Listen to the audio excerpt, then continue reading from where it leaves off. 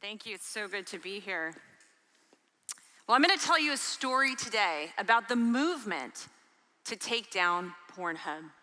And I'm gonna start with the victims because they're the reason why I'm here today. So there was a 15-year-old girl from Broward County, Florida, who was missing for an entire year. And she was finally found when her mother was tipped off by a Pornhub user that he had recognized her daughter on the site. And she was found in 58 videos being raped and trafficked for profit. This is Serena, a 14-year-old from Bakersfield, California, a straight-A student whose sexual abuse was uploaded to Pornhub again and again, getting millions of views. It would be downloaded and uploaded, and she would beg for that video to be taken down, and they would ignore her, but if they did respond, they would hassle her, saying, prove you're a victim, prove that you're underage in this video. This all sent her on a spiral of despair. She was bullied in school. She ended up dropping out of school. She got addicted to drugs to numb the pain. She tried to kill herself multiple times and then wound up homeless, living out of a car. There was a 12-year-old boy in Alabama who was drugged and overpowered and raped by a man named Rocky Shea Franklin, who filmed those assault videos and uploaded 23 of them to Pornhub in a profit-sharing relationship with the site, where they were actually splitting the profits from the sale of this boy's rape. He was sentenced to 40 years in prison for what he did. Police reached out multiple times demanding those videos come down, but they were ignored. For 7 months, they stayed up, getting hundreds of thousands of views. The Sunday Times did an investigation. Within minutes, they found dozens of illegal videos on the site, even children as young as 3 years old. And it's not just children who are ending up on Pornhub. This is Nicole Adamando from New York. And she was being sexually tortured and raped by her partner who was filming that abuse and uploading it to Pornhub. She ended up killing him in self-defense and was sentenced to life in prison, separated from her 2 young children. Victims call this the immortalization of their trauma, where they know that the worst moments of their lives are being filmed and distributed for profit and pleasure, and that they will live on long after they're gone. One victim said, "My abuser put me in a mental prison, but Pornhub gave me a life sentence." Now, this might seem shocking considering that at the start of this fight in 2020, Pornhub was the 5th most trafficked website on the entire internet, with more views than Netflix, Amazon, and Yahoo.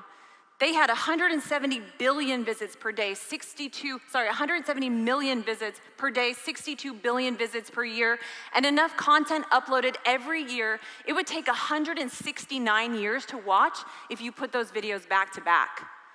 Pornhub was named by researchers as the 3rd most influential tech company on global society, just behind Facebook and Google.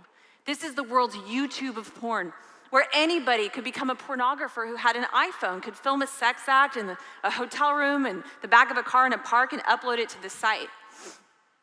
It's owned by a parent company called MindGeek. MindGeek owns a virtual monopoly on the global porn industry. With a $362 million loan, they essentially rolled up the entire porn industry, and they own most of the world's most popular porn sites and brands, with Pornhub being their flagship site and their cash cow.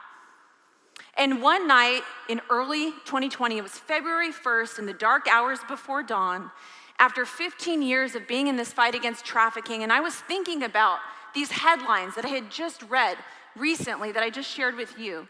And a haunting question came to my mind. How in the world did this abuse end up on Pornhub? And I had an idea. I decided that I was going to test the upload system for myself. And I found out what millions of people already knew. And that was that all it took to upload to Pornhub was an email address, that they weren't verifying an ID to make sure that these weren't children in the videos. They weren't verifying consent to make sure that these weren't rape or trafficking victims.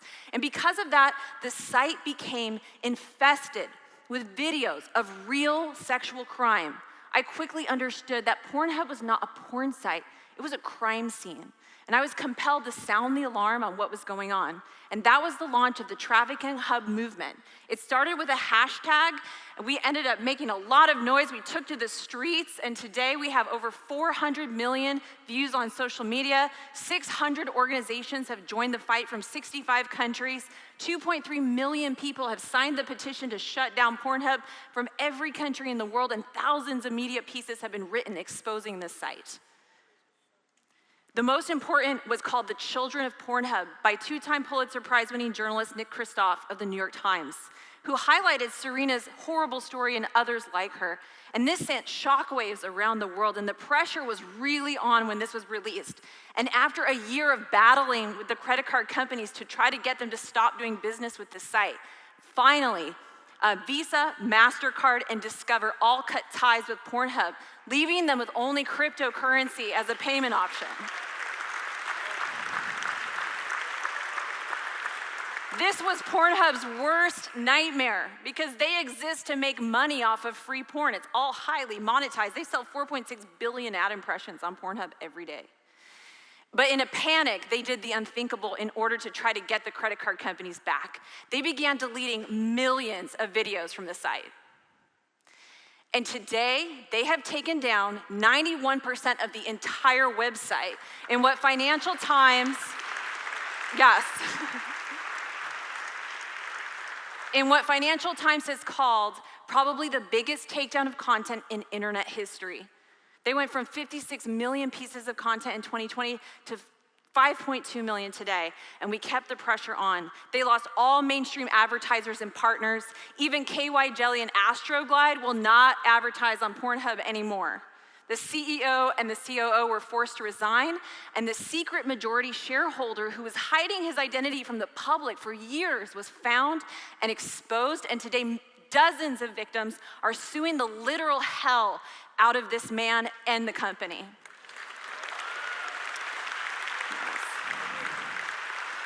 Pornhub was criminally charged by the federal government for knowingly profiting from sex trafficking, and it was sold as a distressed asset to a hastily concocted private equity firm, disgustingly named Ethical Capital Partners, and the fight goes on today. Today, they're being sued by hundreds of victims in 25 lawsuits, including class action lawsuits on behalf of tens of thousands of child victims.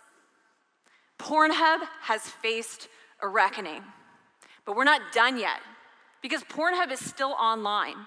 We're gonna finish this job. This behemoth of criminal abuse is on its knees, and we have our collective foot on the neck of this giant. And we're not gonna shut up until Pornhub shuts down. And we're not gonna stop fighting.